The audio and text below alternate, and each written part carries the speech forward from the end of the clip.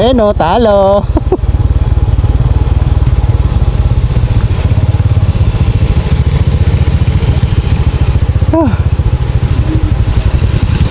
Ay, oo nga. Ayaw ko dyan Dito na lang sacrifice na lang tayo dito sa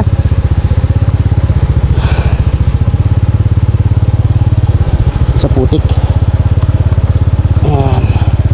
Kesa dyan, malaglag ka dyan.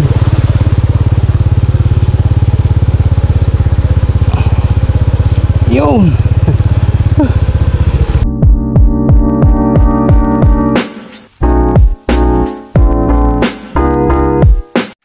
Hello po. Hello po. Welcome po sa DN Rhea Campsite Review. Welcome po uli kayo. Ang campsite na i-review natin ngayon ay Waray Falls na matatagpuan sa Tanay Rizal din. Yan.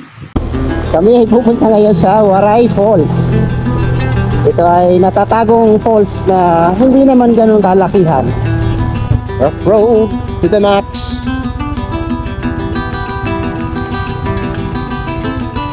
Yan, masusubukan.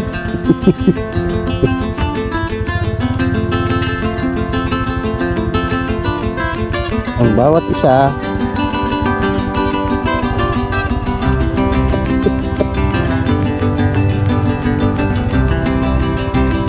siyempre hindi kompleto ang lahat kasi sumulong pag walang rough road. Ito lang daw ang rough road, kalsada na daw ito. Oh, pero sumasayo.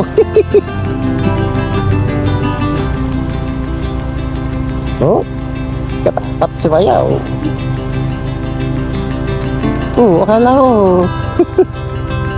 ko kalsada na dito. Tayo ay tatawid ng ilog.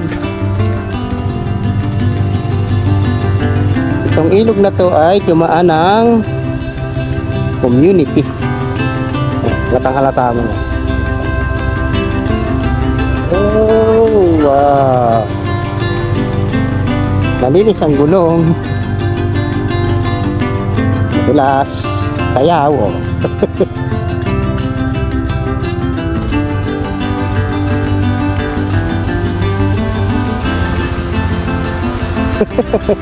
Up. Hugas muna tayo ng paa. Tingin ko ito na yon. Yung tubig dito.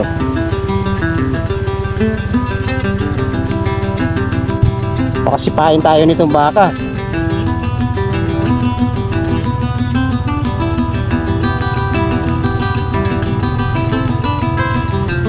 Tiran lang kami.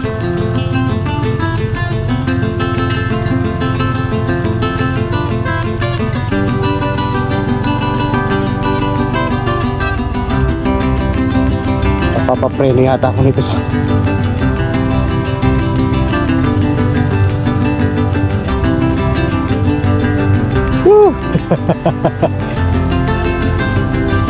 medyo malabo ang ilog ha. Huwag mag-expect. Nakita ko na kagad eh. Masayaw. Kuy.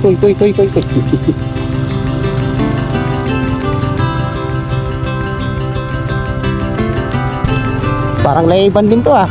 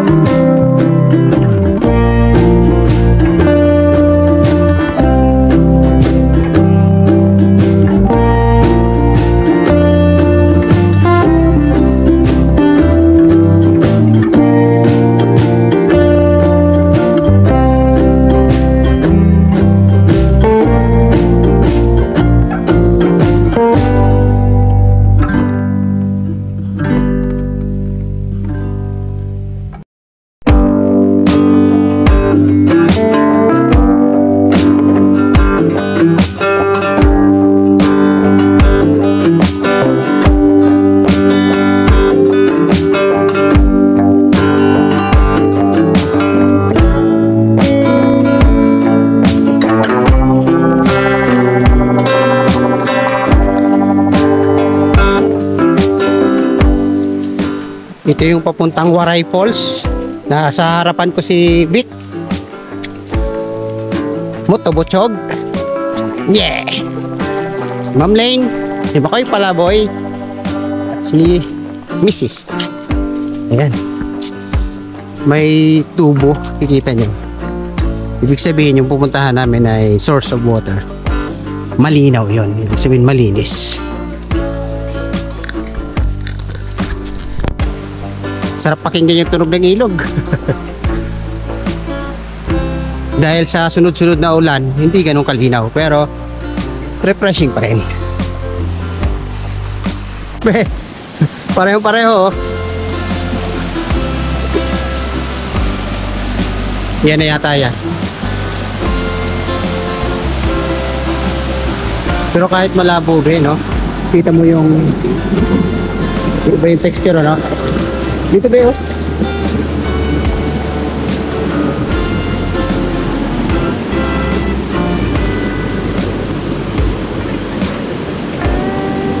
Sabing ba to?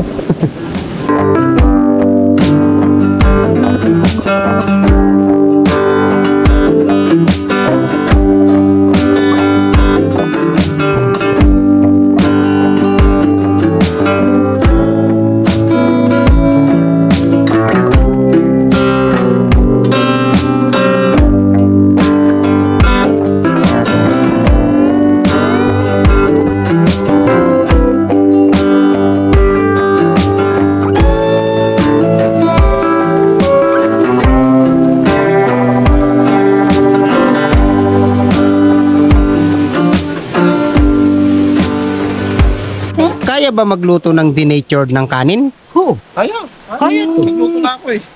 Nako, pagka Babahan yung na ginagamit ko, malakas ang apoy nun eh. Kaya sinasabi ko. Pwede ba ito, Sir Mulong, habang Hindi, may nagpapasok? Sir Mulong, May ano ko sa iyo, ang sinabi ko may sa'yo, bibiling ka. ganito yung sa akin. Oo. Tapos may, Hindi, basta may bibiling ko. Alam ko na yung sinasabi mo. may Bibili ko. cross lang siya na ganyan. Ay, mo, pangit yun. Kaso lang pag nilagay ko na yung lutuan, Oo, lututumba. maliit yun. Oo. Lututumba siya. Ako na bahala, papasok sa iyo. Kailangan ko ng... Yun ang bibilin mo, ha? So, kailangan ko to. Hindi yan. Kaya yung pagkakaya. Gusto mo ba ito nga? Dami mo na nagugustuhan na. Kala ko yung isa Ang dami kasing gamit ni Sir Mulong, nakakainggan yun. Sir Mulong, bilangin niya bago ko malis. inventory. Inventory ka. Hindi, tested ko na kayo. Ilang yun na wala akong gamit. Huwag mo sirain yung pangalan natin. Ano kayo waki? Basta lang tayo kanin dito isa. Ayaw kasama yung mga adik na yan. Maliban sa mag-relax habang nagka-camping, ay maaari mo enjoy yung paligid. At syempre, maligo doon sa mini falls na mayroon sila doon sa may Waray Falls ang tawag nila doon, ano? Kahit ang tubig doon ay medyo malabo dahil sa pag-ulan, ay kitang-kita naman ng kalinisan nito.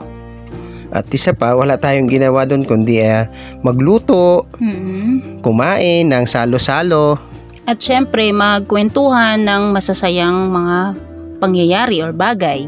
Madalas kumakain tayo sa tabing ilog or sa ilog mismo, ano? Dahil kahit simpleng ulam, Oo, ang ginawa natin dyan ay magluto ng mga simpleng pagkain, kahit sardinas na sahugan ng gulay ay napakasarap.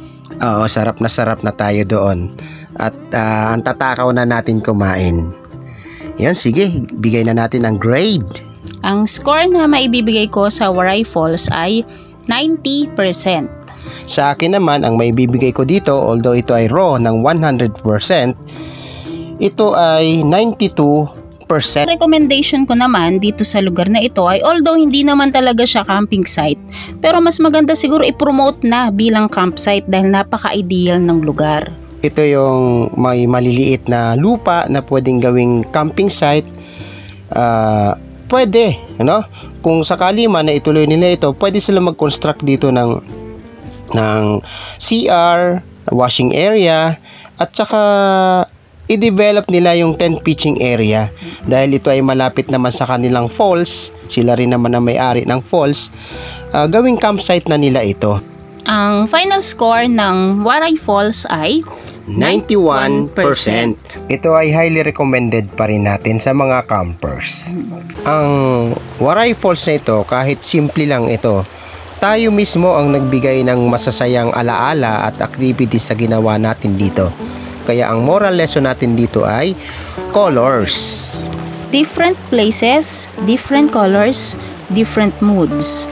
The colors we can put to the place depends on our mood. Hindi natin ma-expect na lahat ng lugar na napupuntahan natin ay may maaliwalas na kulay. Tulad ng nakikita natin sa mga pictures sa Facebook, sa Instagram at kung ano-ano pang platforms. May mga lugar na matingkad ang kulay para sa iba, pero para sa iyo madilim. Meron namang lugar na para sa iyo ay matingkad, pero para sa iba ay malamlam. Lagi nating tatandaan na hindi dapat tayo magbase sa kulay ng lugar na pinupuntahan natin.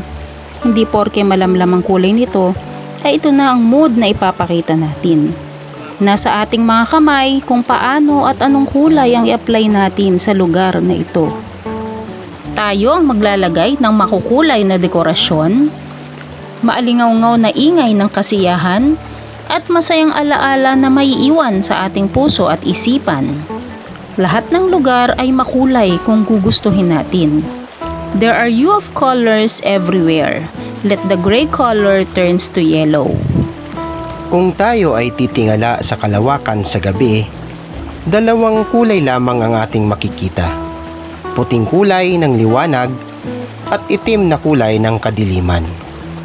Nakakatuwang isipin na akala natin puting kulay lang ang mayroon tayo. Pinakamalinis at pinaka-safe na kulay. At kadalasan, naiinggit tayo sa iba't ibang kulay na mayroon ang iba. Ang hindi natin alam, lahat ng kulay na mayroon sila ay mayroon din tayo. Katulad ng bahaghari. Bilang may puting liwanag, matutunan sana natin dumaan sa mga luhang butil ng ulan. Paghirapan natin bumaluktot ang ating sarili upang lumitaw ang bahaghari nating mundo. Tandaan po natin, sa bawat buhay na nadaraanan natin, sa bawat lugar na napupuntahan natin, at sa bawat pagkakataon na dumarating sa atin, tayo mismo ang magsisilbing Crayola. Mapudpud man tayo, ang mahalaga, kasama sila sa kulay ng ating mundo. Yan po ang moral lesson na natutunan natin sa Waray Falls. Maraming salamat po sa aming mga subscribers, sa viewers at sa mga supporters. At shoutout din kay Ate Michelle at kay Ate Ruth ng Binangonan, Rizal. Shoutout kay Laila at Andre Tabares ng TVL7. At huwag po kayong magsasawang manood pa sa maraming campsite reviews na aming gagawin. Kaya naman, let's get closer to nature. Let's come!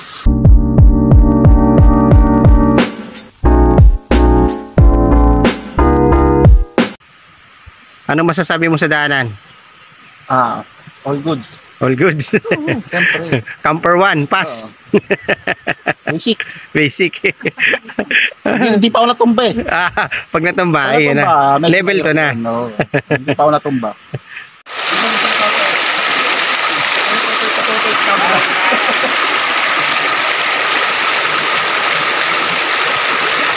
Meron ba may apoy ba? Wala. Meron. Ilagay mo. Hindi nakikita, blue na blue. Wala. Wala. Di mainit eh.